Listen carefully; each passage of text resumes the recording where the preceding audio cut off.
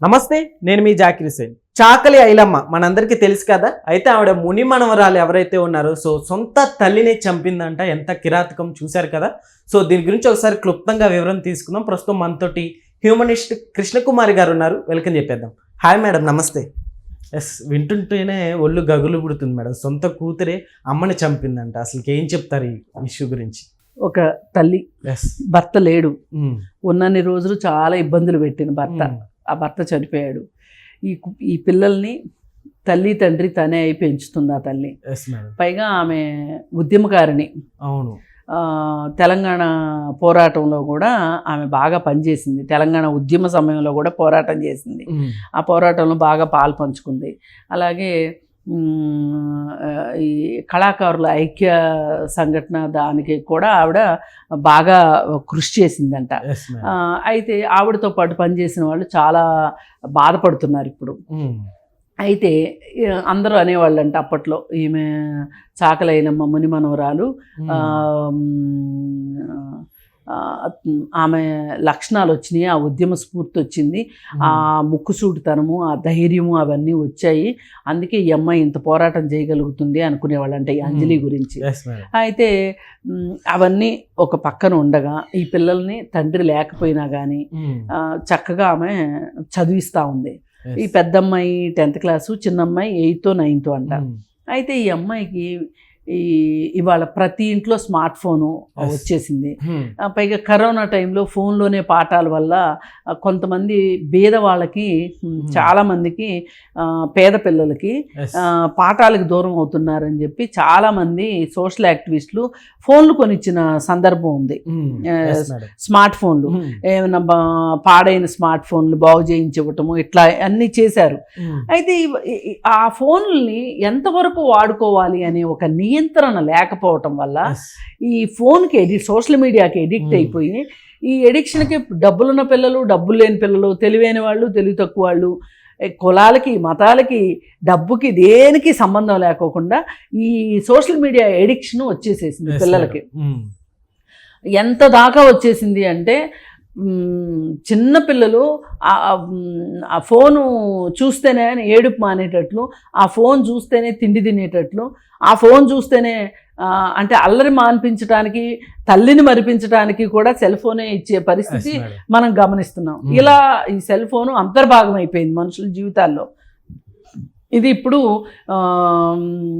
కేవలం సోషల్ మీడియాలో గేమ్స్ ఆడుకోవడమో, లేకపోతే వీడియోలు చూడడమో, షార్ట్స్ తీయటమో, షార్ట్స్ చూడటమో, తీసి పెట్టడమో ఇవన్నీ కానట్లు కొత్త కొత్త పరిచయాలు ఏర్పడడానికి కూడా ఈ ఫోన్ ఒక వేదిక అయిపోయింది అనమాట. ఇప్పుడు ఫేస్బుక్లో ఫ్రెండ్స్ అనేవాళ్ళు, ఇంతకుముందు ఫేస్బుక్లో ఫ్రెండ్స్ అయ్యి మోసాలు చేసేవాళ్ళు అనేవాళ్ళు. ఇప్పుడు ఫేస్బుక్ ఫ్యాషన్ పోయింది. ఇప్పుడు ఏమొచ్చింది కొత్త ఫ్యాషను? ఇన్స్టాగ్రామ్ వచ్చింది. ఇన్స్టాగ్రాము, టెలిగ్రాఫ్, ఇంకేంటో చాలా వచ్చేస్తున్నాయి. ఇప్పుడు ఈ అమ్మాయికి ఈ శివ అనే అబ్బాయి ఇన్స్టాగ్రామ్ ద్వారా పరిచయం అయ్యాడు. ఇంత చేసి ఈ అమ్మాయి ఇప్పుడు 10th క్లాస్లో చేరింది. మరి ఎప్పుడు పరిచయం అయింది అనేది మనకి ఇంకా వార్త రాలేదు. అయితే ఒక వారం రోజుల క్రితం ఈ అమ్మాయి ఇంట్లో 2 లక్షల డబ్బులు ఉంటే ఆ డబ్బులు తీసుకొని ఇంట్లో నుంచి వెళ్ళిపోయింది. వెళ్ళిపోతే వాళ్ళ అమ్మాయి ఏం చేసింది, అమ్మాయి కనిపించట్లేదని పోలీస్ స్టేషన్లో కేసు పెట్టింది. ఇప్పుడు ఈ అమ్మాయికి ఏమనిపించిందంటే, ఈ సంగతి సోషల్ మీడియా ద్వారానో ఎట్లాగో మరి ఫ్రెండ్స్ ద్వారానో తెలుస్తుంది కదా అమ్మ పోలీస్ కేసు పెట్టింది అనేది. శివాకి వాళ్ళిద్దరు ఏం ఆలోచించుకున్నారంటే, అసలు ఆవిడ ఉండబట్టే కదా మనకి అడ్డంకిలాగా ఉంది, అసలు ఆవిడే లేకపోతే మనకు అడ్డు ఆపు ఉండదు, మనం కలిసి బతకాలి అంటే గనక ఆమె అయితే మట్టుకు చదువుకో అంటది, ఆడపిల్ల స్వతంత్రంగా తన కాళ్ళ మీద తాను నిలబడాలంటది, ఉద్యోగం చేయాలంటది, ఇవన్నీ చెప్తుంది. ఇప్పుడు ఆవిడ ఉండబట్టే కదా ఈ గోళలన్నీ, అసలు ఆవిడ లేకుండా చేస్తే ఎలా అని చెప్పి ఎవరిని ఇన్ఫ్లుయెన్స్ చేశారు అనే దానికన్నా ఇద్దరు ఇన్ఫ్లుయెన్స్ అయ్యారు, పథకం రచించారు. వాడు వాళ్ళ బ్రదర్ను కూడా తీసుకుని వచ్చాడు. వచ్చి ఆవిడ్ని చున్నీ మెడకు బిగించి చంపాలని ప్రయత్నం చేశారు. చంపాలని ప్రయత్నం చేసి ఏం చేశారు, అయినా కానీ వీళ్ళ మరి బలం సరిపోలేదో, తెలివి చాలలేదో కానీ ఆమె ఇంకా ప్రాణాలతో ఉంది. మళ్ళీ ఫోన్ చేసి పిలిచింది వాళ్ళని. పిలిస్తే వాళ్ళు మళ్ళీ వచ్చి ఈసారి ఏదో గట్టి వస్తువు పెట్టి తల మీద సుత్తి పెట్టి కొట్టి చంపేశారు. ఏది ఏమైనప్పటికీ కూడా ఈ మొత్తం దీంట్లో ఈ ఈ పెద్దమ్మాయి చిన్నమ్మాయిని మనం ఇప్పుడు ఇంటికి వెళ్ళొద్దు, వేరే పని ఉందని అమ్మ ఎవరినో పిలుచుకురమ్మందని వెళ్ళడము, మళ్ళీ ఇంటికి వచ్చిన తర్వాత కాళ్ళు చేతులు చూసి శ్వాస ఉంది అని చెప్పి ఎవరినో బంధువుల్ని పిలుచుకురమ్మని ఆ అమ్మాయిని పంపినట్టు పంపి మళ్ళీ వీళ్ళు వెనక్కి వచ్చి చంపటము, ఇదంతా ఈ అమ్మాయి చూసింది, ఈ చిన్నమ్మాయి చూసింది. చూసి పోలీసులకి వివరంగా చెప్పింది. ఏది ఏమైనప్పటికీ మనకు బాధ కలిగించే విషయం ఏంటంటే ఇప్పుడు ఈ చిన్న అమ్మాయి పరిస్థితి ఏంటి? ఇమ్మీడియట్గా గవర్నమెంట్ చేయాల్సింది ఏంటి అంటే ఈ చిన్న అమ్మాయిని కస్తూర్బా హాస్టల్స్ అని ఉన్నాయి, స్కూల్స్ ఉన్నాయి అన్నమాట, బాలికల హాస్టల్స్ ఉన్నాయి. అలాంటి హాస్టల్లో ఆ పాపను చేర్పించాలి ఫస్ట్ అర్జెంటుగా. ఎందుకంటే ఇప్పుడు మొదటగా ఆ పాపకి ఒక భయాందోళనలో ఉంటుంది, దానిలోంచి బయటికి తీసుకొని వచ్చి ఆ పాపని ప్రభుత్వం సంరక్షించాల్సిన అవసరం ఉంది. ఎందుకంటే తండ్రి లేడు, తల్లి ఉంది, తల్లి చనిపోయింది. ఇప్పుడు మరి చుట్టాలు ఎంతవరకు చూస్తారనేది నమ్మకం లేదు. అందుకని ఇప్పుడు ఈ రోజు నుంచి ఆ పాప ప్రభుత్వం పాప అవ్వాల్సిందే తప్పితే ఆ పాప ఇప్పుడు ఈ అక్కెళ్ళి జైల్లో కూర్చుంటది. అసలు ఇప్పుడు ఈ కుటుంబానికి ఎవరున్నారు? ఏం చెప్తారు మేడం అసలు ఈ రోజుల్లో చంపించడం అసలు అయిపోయింది. అసలు ఇదంతా ఏమైపోయిందంటే సోషల్ మీడియాలో క్షణానికి ఒక వార్త వస్తున్నాయి. ఇట్లాంటి ప్రపంచంలో ఏ మూల జరిగినా కానీ ఇలాంటి హింసాత్మకమైన వార్తలు చూడటమే. ఇప్పుడు పేపర్ తీసినా అదే హింసాత్మకం, టీవీ పెట్టినా అవే హింసాత్మకమైనవి, ఫోన్లోనూ అవే వస్తున్నాయి, లేదు టీవీలో ఓటీటీల్లోనూ అవే వస్తున్నాయి. ఇవాళ ఈ ఇంత గందరగోళం మధ్యలో ఒక హింసాత్మకమైన వాతావరణంలో పిల్లలు ఇంతకంటే ఇలా కాకుండా ఎలా ఉంటారు చెప్పండి? ఉండకపోతే విచిత్రం. చంపడం కూడా చాలా తెలివిగా దాంతో దీంతో, అంటే సినిమా ప్రభావం ఏమన్నా సినిమాల ప్రభావం ఉంది. అసలు నెట్లో సోదా చేస్తున్నారు కదా వీళ్ళు, వెతుకుతున్నారు కదా నెట్లో. ప్రతి హత్య చేసిన వాళ్ళు అంతకుముందు వాళ్ళు సోషల్ మీడియాలో రీసెర్చ్ చేస్తున్నారు, చదువుతున్నారు, చదివి చేస్తున్నారు. ఇప్పుడు వీళ్ళకి ఏంటి, వీళ్ళకి ఆ వయసులో వీళ్ళకి భయం తెలీదు. ప్రేమ అంటే గనక తల్లి మీద ప్రేమ కన్నా శివ మీద ప్రేమ ఎక్కువైపోయింది ఆ అమ్మాయికి.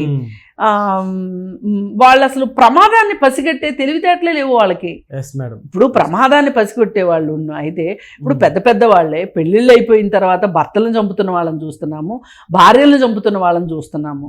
ఈ కథలన్నీ వింటున్నారు. వాళ్ళు పోలీసులకు దొరుకుతున్నారు అని చెప్పి తెలిసి కూడా వీళ్ళు ఆ విషయంలో జాగ్రత్త పడకపోవటం అనేది అసలు డైజెస్ట్ చేసుకోలేము. ఇప్పుడు పిల్లలు ఆ వయసులో పిల్లలు ఎట్లా ఉండాలి? చక్కగా ఆడుకుంటా పాడుకుంటా చదివే లోకంలాగా ఇవన్నీ ఉండాలి తప్పితే ఇప్పుడు ఈ ఫోన్ పట్టుకుని వీళ్ళు పోని వీళ్ళింట్లో వాళ్ళు ఫోన్కి నిర్బంధించారనుకోండి, ఇంకొక అమ్మాయి దగ్గర ఫోను. అసలు 18 సంవత్సరాల లోపు ఫేస్బుక్లో రిజిస్టర్ అవ్వడానికి వీల్లేదు. వీళ్ళేదో దొంగ ఐడీలు ఇస్తే తప్పితే, లేదు అంటే పేరెంట్స్ ఐడీలు ఇచ్చి. ఇప్పుడు ఫోన్ కొనియకపోతే మేము సస్తామని బెదిరించటాలు, నిజంగానే ఊరేసుకుంటున్న పిల్లలు, ఇంట్లోంచి వెళ్ళిపోతున్న పిల్లలు, బైక్ కొనివ్వకపోతే చచ్చిపోతామని మగపిల్లలు, ఫోన్ కొనివ్వకపోతే చచ్చిపోతామని ఆడపిల్లలు, ఇట్లా రకరకాలుగా ఇవాళ పిల్లల్ని పెంచడం అనేది అతిపెద్ద టాస్క్ అయిపోయింది. ఇది ఒకప్పుడు డబ్బులున్నోళ్ళు పిల్లలు సరిగా పెరగరు అని అనుకునేవాళ్ళు. డబ్బుల ప్రభావంతో వాళ్ళు సరిగా చెడు వ్యసనాలకు త్వరగా బానిసలు అయిపోతారు అనుకునేవాళ్ళు. ఇప్పుడు అట్లా కాదు, మధ్యతరగతి లేదు, దిగువ మధ్యతరగతి లేదు, మొత్తం అందరినీ స్పాయిల్ చేసేసింది ఈ సెల్ ఫోన్ వచ్చి. లేకపోతే ఎక్కడో ఉన్న శివ, నల్గొండ జిల్లాలో ఉన్న శివ ఈ అమ్మాయికి ఎట్లా పరిచయం అవుతాడు? అసలు ఇది కంటిన్యూ అయ్యే అవకాశం ఉంది. క్లాస్మేట్ కూడా కాదు, చుట్టాలు కాదు. అంటే కేవలం ఈ లింక్ ఏంటి అంటే సోషల్ మీడియానే. అందుకోసం ఇప్పుడు కొన్ని దేశాలు ఈ ప్రమాదాన్ని పసిగట్టి 16 సంవత్సరాల లోపు స్మార్ట్ ఫోన్ ముట్టుకోవడానికి వీల్లేదని, ఆ పిల్లల చేతిలో కనుక 16 సంవత్సరాల లోపు సెల్ ఫోన్ ఉంటే కనుక తల్లిదండ్రులను శిక్షిస్తామన్న రేంజ్లో వాళ్ళు చట్టాలు తీసుకొచ్చారు. అదేంటి అంటే మా దేశంలో పిల్లలు ఆట స్థలాల్లో అయినా ఉండాలి, ఈత కొలంలో అయినా ఉండాలి, ఉద్యానవనాల్లో అయినా ఉండాలి తప్పితే, క్లాస్ రూముల్లో అయినా ఉండాలి తప్పితే సెల్ ఫోన్ పట్టుకుని కాదు అని వాళ్ళు ఒక ప్రపంచానికి ఒక మేల్కొల్పులాగా చెప్పారు. ఇది అన్ని దేశాలు ఫాలో అయితే చాలా మంచిగా ఉంటుంది. ఏది ఏమైనా ఇవాళ ఈ సోషల్ మీడియా ఊబిలో పడి వీళ్ళు ప్రమాదాలను కూడా ఆలోచించకుండా ఇప్పుడు ఈ 16 ఏళ్ళ అమ్మాయి, ఈ అమ్మాయి కన్నా ఒక 2 ఏళ్ళు 3 ఏళ్ళు పెద్దోడు ఆ అబ్బాయి, ఇంకొక అబ్బాయి. అసలు ఈ ముగ్గురులోనూ పెద్దవాడికి వివేకం పనిచేయాలి కదా. ఆడికి వివేకం ఎందుకు పనిచేయలేదు అంటే ఆ వయసులో వాళ్ళకున్న ఇంట్రెస్ట్ తప్పితే ఏది పనిచేయదు. ఇది ఇన్ని కారణాలు ఉన్నాయి ఈమె అంజలి చనిపోవటంలో. ఏది ఏమైనా బాధాకరమైన విషయం ఏంటంటే ముగ్గురు పిల్లలు, నేను పిల్లలుగానే చూస్తాను, ముగ్గురు పిల్లలు దీనికి బలైపోయారు. ఒక తల్లి ప్రాణం పోయింది, ఒక చిన్న పాపకి తండ్రి లాగు లేడు, అనాథ అయిపోయింది. అలాగే అటువైపు 2 కొడుకులు ఇప్పుడు కేసులో ఇరుక్కుంటే ఆ తల్లిదండ్రుల పరిస్థితి ఏంటి అంటే హనుమంతుడి తోక నిప్పెడితే లంకంతా తగలబడింది అన్నట్లు. అసలు ఒక సెల్ ఫోన్ ఎంత పని చేసిందో చూడండి. అందుకని ఈ విషయంలో సెల్ ఫోను వాడటము అంటే ప్రమాదం లేకుండా వాడటం ఎట్లా, ఏ వయసు వాళ్ళు వాడాలి, ఈ పరిధులు పరిమితులు గనక మనము విధించకపోతే మన యువతను మనం కాపాడుకోలేం. Okay madam, thank you.